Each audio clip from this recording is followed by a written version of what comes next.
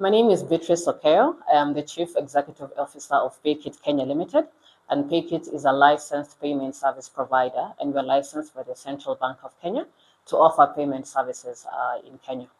We are formally launching Paykit to offer payment services in the Kenyan market because we've done our research, we've gone to the market, and we've seen that consumers and even merchants and business people need another alternative for payments. And this is where Paykit is coming in, offering a unified payments platform where both merchants can collect their funds, they can manage these funds, and can be able to disburse these funds using one unified payments platform that is affordable, that is scalable, and that is compliant with the CBK requirements. Partnerships with major banks in the country, as well as major mobile money operators.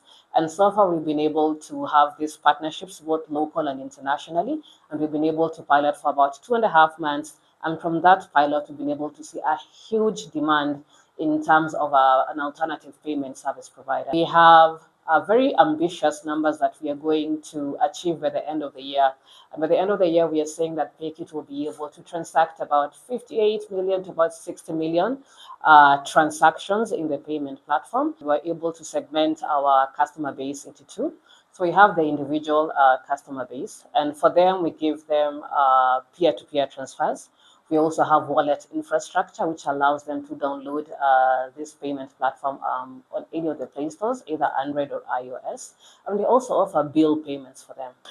For the merchants, we also went out and we saw we could give them solutions mostly on merchant collections as well as payouts.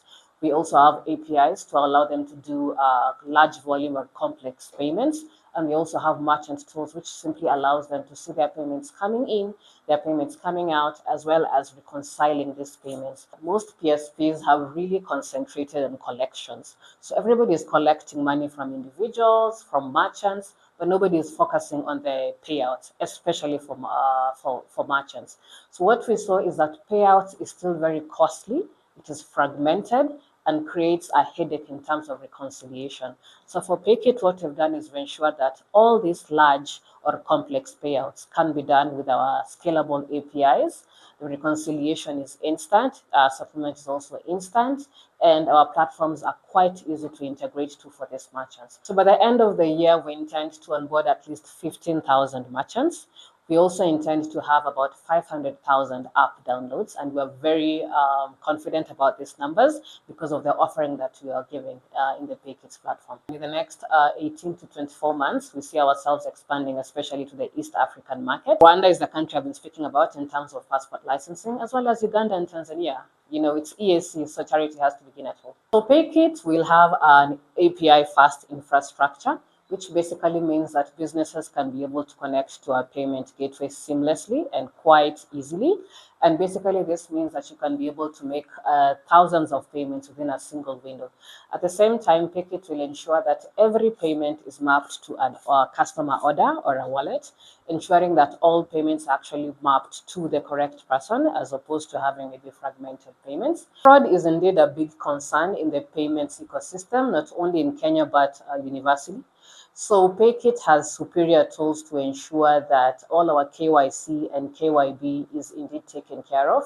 And whoever comes into the Paykit ecosystem, be it an individual or a merchant, is able to be onboarded in under a minute, meaning we have ensured that you are who you say you are. So basically, this means that our fraud levels are quite low so far. And also what we've ensured to do is that we have sanction monitoring as well as transaction monitoring tools, basically to just monitor these transactions as they are ongoing. And whenever we detect anything, we're able to follow the correct procedures to ensure that these fraudulent activities, if you may say so, are at an all-time low. Paykit, we are quite competitive. We've been able to see what other players are charging in the market, so we are quite affordable. We charge a mix of transaction fees, especially for most of these individual transactions. We also have a revenue share with some of our merchants that we have onboarded on the platform, a revenue share commercial model. And if I may speak about one of our products, crowdfunding, for example. And crowdfunding here basically just means if you have an emergency, be it a hospital bill or even a wedding that you want to crowdfund for, What Paykit does is that we enable you to have a tool for collecting these funds instantly, and we are quite competitive when it comes to transaction charges.